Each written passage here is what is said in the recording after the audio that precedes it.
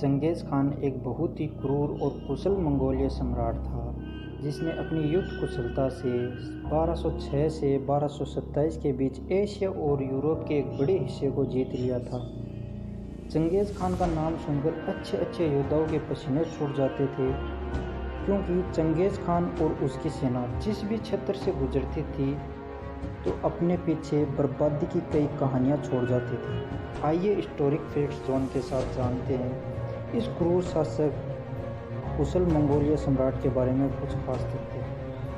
चंगेज़ खान का जन्म सन 1162 के आसपास मंगोलिया के एक खानाबदोश कबीले में हुआ था।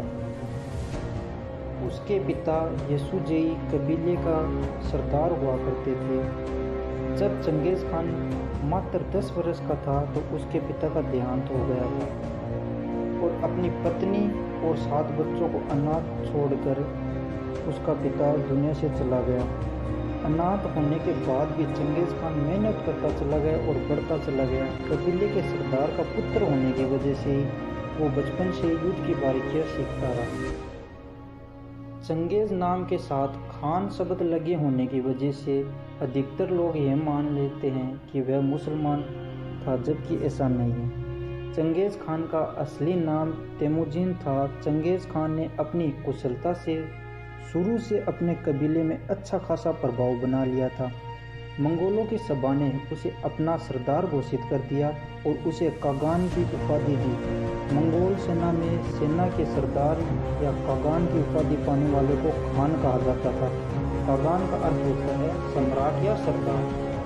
चंगेज़ नाम उसे बाद में मिला जब कई कबीलों ने उसकी अधीनता स्वीकार कर ली और पृथ्वी का एक बड़ा क्षेत्र उसके कब्जे में आ गया। तब उसे मंगोल कबीले के लोगों ने चंगेज़ नाम से नवाजा, जिसका अर्थ विश्व समुद्र। तेमुजिन अब चंगेज़ खान बन चुका था, जिसका मतलब होता है विश्व सम्राट।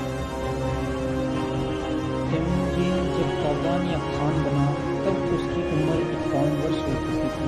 इस उम्र में ज़्यादातर लोग शांति और आराम चाहते हैं, पर विश्व सम्राट के लिए तो विजय यात्रा के जीवन की शुरुआत थी।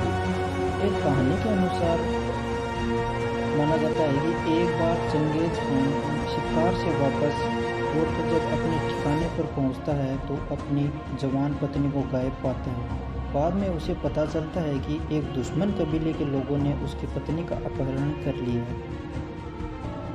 इसके बाद चंगेज़ खान अपने कबीले के लोगों को संगठित करके अपनी पत्नी को छुपाने के लिए कई लड़ाइयाँ लड़ता है। अपनी पत्नी के वापस मिल जाने के बाद भी वह अपनी जीतों से उत्साहित होकर लड़ाइयाँ जारी रखता है और दुनिया में सबसे ज़्यादा क्षेत्र जीतने वाला सम्राट बन जाता है। चंगेज़ खान ने 1206 से 1227 के बीच दुनिया के एक बड़े हिस्से पर कब्जा कर लिया था, जिससे उसका साम्राज्य लगभग 3 करोड़ 30 लाख वर्ग किलोमीटर में फैल चुका था, अर्थात पूरी दुनिया के 22% भाग में फैला हुआ था। चीन से लेकर रूस, अफगानिस्तान, ईरान, इराक और हंगरी तक चंगेज़ खान का साम्राज्य फैला हुआ था।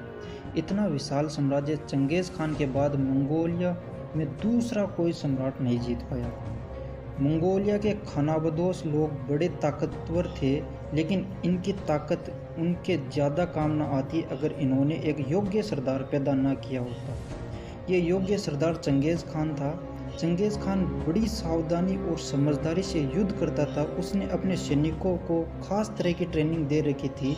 सबसे ज़्यादा वह घोड़ों को सिखाता था और इस बात का खास इंतजाम किया था कि युद्ध में घोड़ों की मरने के बाद दूसरा घोड़ा तुरंत सैनिकों के पास पहुंच सके, क्योंकि उस समय युद्ध में तेजी के लिए घोड़ों का बहुत ज़्यादा महत्व था।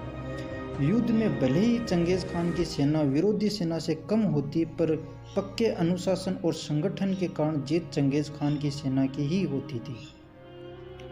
लगभग 4 करोड़ से ज़्यादा लोगों की मौत का जिम्मेदार चंगेज़ खान था।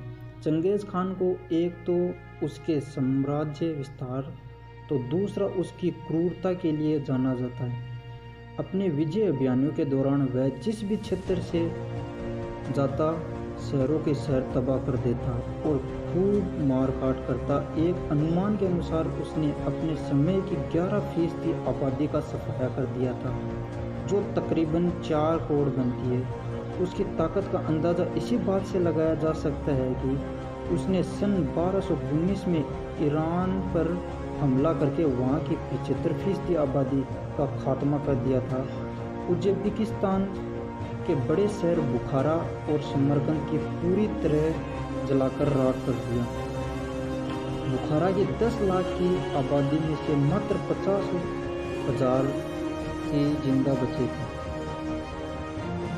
इतिहासकारों के अनुसार चंगेज़ खान के हमले के समय जितनी आबादी पूरी ईरान की थी उतनी आबादी वापस होने में 750 साल का लंबा समय लग जाता।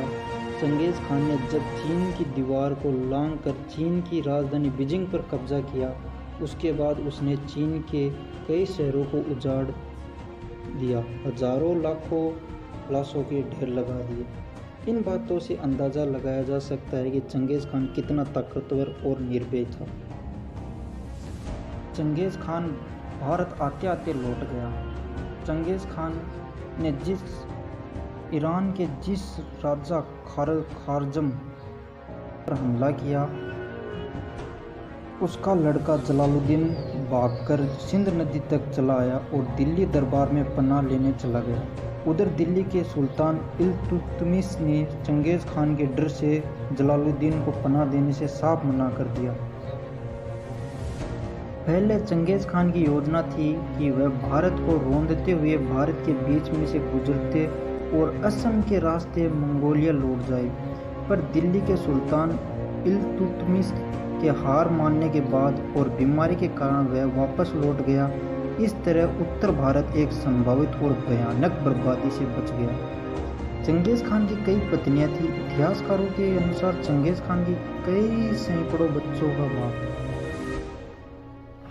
रूस की एक एकेडमी ने मंगोलिया के सीमा क्षेत्र में रहने वाली जनसंख्या के टिश्यूओं की नमूनों की जांच में पाया कि आज भी चंगेज़ खान की 1,60,00,000 पुरुष वंशज जीवित हैं।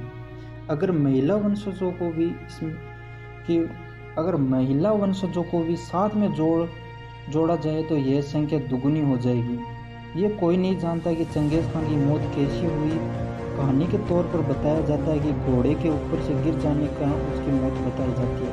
चंगेज़ खान 1227 में 65 साल की उम्र में एक बड़ा इतिहास अपने पीछे छोड़कर इस दुनिया से चला गया। चंगेज़ खान की मृत्यु के बाद उसके लड़के कोकताई ने मंगोल साम्राज्य की गद्दी संभाली। चंगेज़ खान के मुकाबले वह दयावान और शांतिप्रिय था। वह कहा करता था कि हमारे कागान चंगेज़ खान ने बड़ी मेहनत से हमारी शाही खानदान को बनाया है। अब समय आ गया है कि हम अपने लोगों को शांति दें।